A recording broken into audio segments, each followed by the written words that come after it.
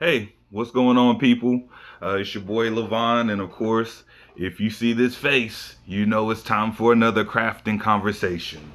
I'll go ahead and be honest with you. The last 10 days have been rather, what's the word am I looking for?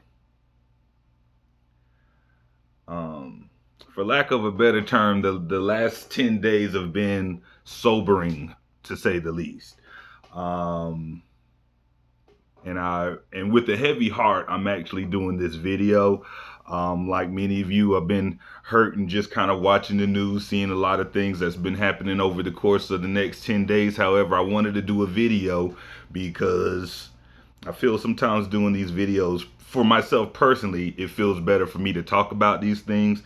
But also, I know listening to someone talk about these things can actually bring some healing as well, because like, hey, I'm not in this alone. There's somebody else out there that feels like me. So if you feel that way, you probably tuned into the right show. Um, and without further ado, let's go ahead and just get into things. Last week there was an incident in Kenosha, Wisconsin. As many of you probably have known, a gentleman by the name of Jacob Blake was shot 7 times by police officers, who, we don't really know the reasoning why they shot. Well, we know why they shot, but I mean, as far as the official reasoning, we're not sure of that yet. There's a lot of conflicting stories going about, of course. But the one that I've heard and that I believe is that Jacob Blake was basically trying to break up an altercation. And I guess during that altercation, someone called the police. And when the police showed up, of course, since Jacob Blake is a black man, I guess they assumed that he was the problem. I don't know. However, the police were called. Of course, they show up, and for whatever reason, they single Jacob Blake out, and he tries to leave the premises, and a police officer shoots him point blank range. Um, at the time, Jacob Blake was unarmed. There are reports that he had a knife in the vehicle that he was going to, but there's no evidence, no proof that he was actually going for the knife, reaching for the knife. From what I understand, all he was trying to do is leave the scene, which is smart. I mean, if you got personal beef, of course you can stay, but if you in a situation and it don't concern you, and the police show up, it's time to do deuces. Um, and so, of course, after the police shot the gentleman 7 times at point blank range, uh, the people in the community, they rose up, and there were uprisings throughout that city. And I think that that's rightfully so. I think that anytime you witness something as violent as that, asking the people who witness that type of violence to be calm, I think that's asking a lot. I think that's asking a lot of people to try to control their emotions when they basically just saw someone get or they just saw attempted murder. I mean, there's nothing else you can call that. Like I said, there's many conflicting reports out there. Of course, it depends on where you get your news from.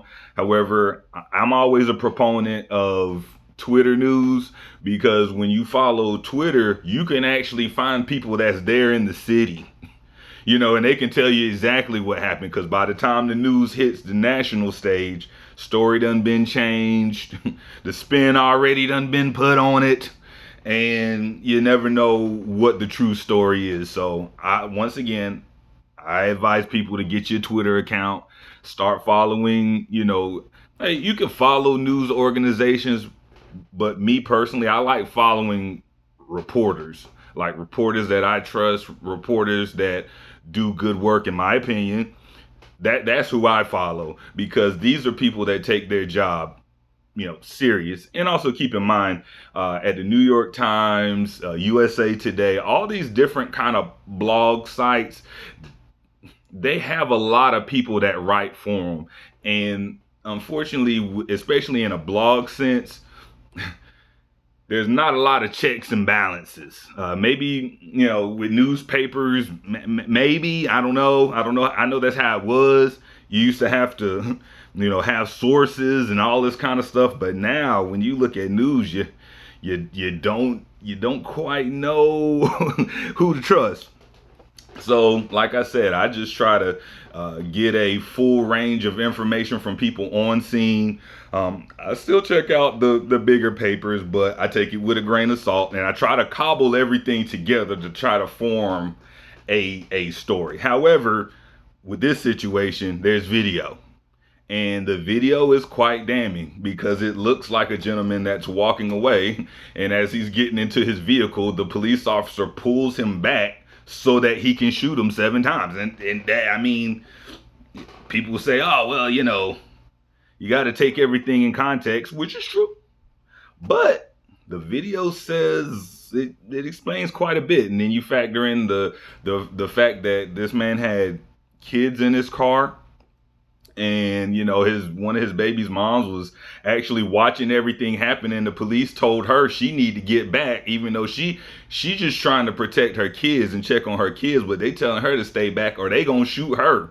She said they threatened her, the mother. And so when you're seeing all of this, I can see why people are mad at that. And my personal opinion is,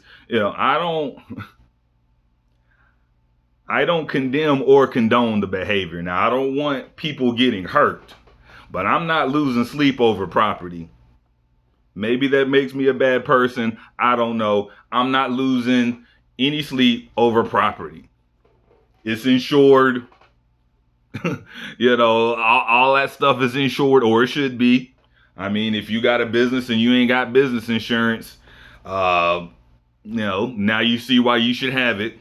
Like I said, most probably in that community or in that neighborhood, most of those businesses probably aren't black owned. We know this now. Yeah, that's how they always try to wag their finger. Why would you do this to your own neighborhood? Why would you do it? It's like, yeah, it's our neighborhood, but we don't own nothing here. So is it really our neighborhood? That kind of thing. So, I hope everyone, if you're a praying person, keep this man, Jacob Blake, in your prayers, because it's not over. I mean, of course, he I don't know if it's lucky or not, but the gentleman is still alive. Jacob Blake's still alive. Unfortunately, he's going to be paralyzed from the waist down. Hopefully that's something he can maybe rehab, but we don't know that yet. But needless to say, his life is changed from this point on. His family's life is changed from this point on. And the sad thing is like I said, it's not over, because apparently he has an open warrant for some type of charge or whatever, which, having a warrant sure is serious, but you still haven't had your court date or any of that stuff. So it does, just because you have a warrant doesn't necessarily mean you're guilty of anything. I'm just putting that out there.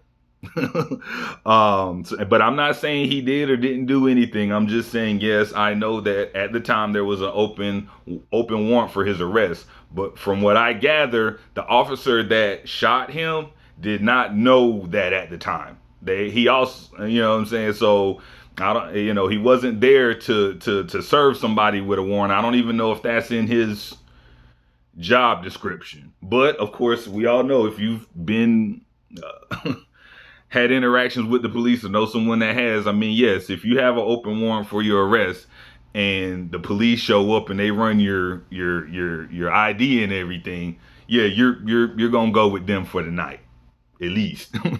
But from what I understand of the situation, that the open warrant or any of that stuff, that wasn't known at the time. Even if it was known at the time, still no reason to shoot somebody in the back 7 times. I mean, we can't get around the initial situation. And then on top of that, as the city was going through an uprising, you heard about a white gentleman came from the neighboring city of Illinois, came up there armed, ready to shoot, and he found people to shoot. Kyle Rittenhouse came over, supposedly, according to the narrative, was he saw the uprisings in Kenosha and he wanted to come and help the police because apparently the most funded organization in this nation needs help. Which is funny because yeah, I rarely hear any police departments or anything talking about they hurting for money. You hear other people, you hear medical people talk about how they're low on supplies and all this other kind of stuff. My wife's a teacher. They're going through all kind of changes with this COVID. And even before the pandemic, teachers had to start furnishing their own classrooms and all this other kind of stuff. So all these different places and all these different organizations are always hurting for money except for the police. And so Kyle Rittenhouse called himself going to help the most uh, uh, probably the most well-funded organization out there. But I digress. I digress.